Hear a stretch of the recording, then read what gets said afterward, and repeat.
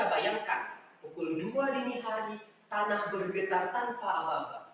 Dinding retak, listrik padam, dan tangisan minta tolong bersautan di kegelapan. Rumah sakit yang seharusnya menjadi tempat untuk berlindung justru ikut lumpuh, sementara ratusan korban terus berdatangan. Namun jauh sebelum tim penyelamat resmi tiba, satu sosok sudah terlebih dahulu bergerak di reruntuhan, menenangkan yang panik, merawat yang terluka, dan menjadi fondasi bagi mereka yang kehilangan harapan. Sosok itu adalah perawat. Sejenak muncul pertanyaan di benak. Jika perawat selalu menjadi yang pertama kali hadir ketika bencana datang, mengapa suaranya justru paling jarang didengar ketika kebijakan bencana dirumuskan? Assalamualaikum warahmatullahi wabarakatuh. Salam sejahtera untuk kita semua. Shalom, Om Swastiastu, Namo Buddhaya, salam kebajikan. Perkenalkan, saya Aditya Catur Nugroho, mahasiswa program studi sarjana keperawatan, Stikes BTS Dayakum, Yogyakarta. Berdasarkan World Risk Index tahun 2025, Indonesia menempati posisi ketiga sebagai negara dengan tingkat risiko bencana tertinggi di dunia dengan skor 39,80, menyebabkan gempa bumi, tsunami, banjir, tanah longsor, hingga erupsi gunung berapi bukan lagi kemungkinan, melainkan keniscayaan yang harus kita hadapi. Sayangnya, arah kebijakan manajemen bencana di Indonesia masih condong pada tahap tanggap darurat. Padahal keberhasilan sesungguhnya ditentukan jauh sebelum bencana terjadi, yaitu pada tahap mitigasi, kesiapsiagaan, dan pemulihan. Disinilah perawat semestinya berdiri, bukan hanya di ruang perawatan, tetapi juga di ruang tempat perumusan kebijakan. Data menunjukkan bahwa perawat merupakan hampir 40% dari seluruh tenaga kesehatan nasional. Jumlah terbesar dibandingkan dengan profesi kesehatan lainnya.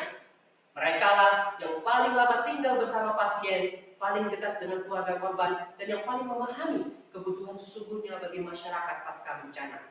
Mulai dari kelompok lanjut usia, ibu hamil, hingga anak-anak yang paling rentan ketika krisis terjadi.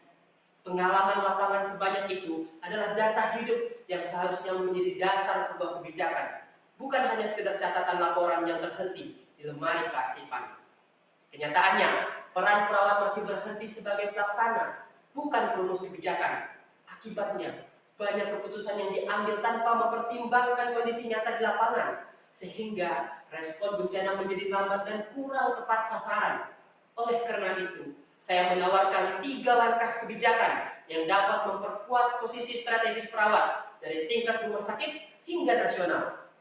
Yang pertama, di tingkat rumah sakit, setiap komite manajemen bencana wajib menyertakan perawat sebagai anggota yang tetap, yang ikut menyusun protokol triase dan standar operasional, bukan hanya menjalankannya. Yang kedua, di tingkat daerah dan nasional, pemerintah bersama Badan Nasional Penanggulangan Bencana perlu membuka kursi resmi bagi perwakilan Persatuan Perawat Nasional Indonesia dalam forum perumusan kebijakan manajemen bencana. Dengan begitu, perspektif keperawatan hadir sejak proses perencanaan, bukan hanya dipanggil ketika bencana sudah datang dan keputusan sudah diambil tanpa mereka. Yang ketiga, membangun sistem data keperawatan berbasis komunitas yang terintegrasi dengan sistem kesehatan nasional, sehingga pengalaman lapangan perawat dapat diolah menjadi bukti ilmiah yang dapat memperkuat setiap keputusan kebijakan, sekaligus mempercepat proses evaluasi dan perbaikan strategi mitigasi ke depannya. Bapak Ibu yang saya hormati, ketangguhan sebuah bangsa tidak lahir dari kecepatan merespon bencana semata, tetapi dari keberanian melibatkan mereka yang paling memahami penderitaan masyarakat sejak sebelum bencana itu datang. Perawat bukan hanya sekedar pemberi asuhan, perawat adalah pengamat sosial, pendidik masyarakat, sekaligus penjaga kemanusiaan di titik paling rentan. Sudah saatnya suara itu duduk sejajar di meja pengambilan keputusan, karena kebijakan yang inklusif, humanis, dan berbasis data hanya mungkin lahir ketika perspektif keperawatan turut menentukan arahnya. Mari kita jadikan pengalaman di garis depan sebagai kekuatan di meja kebijakan. Sebab suara perawat yang didengar hari ini adalah fondasi bagi Indonesia yang lebih tangguh menghadapi bencana di esok hari. Sekian yang dapat saya sampaikan. Mohon maaf apabila ada kekurangan. Wabillahi taufiq wal hidayah. Wassalamualaikum warahmatullahi wabarakatuh.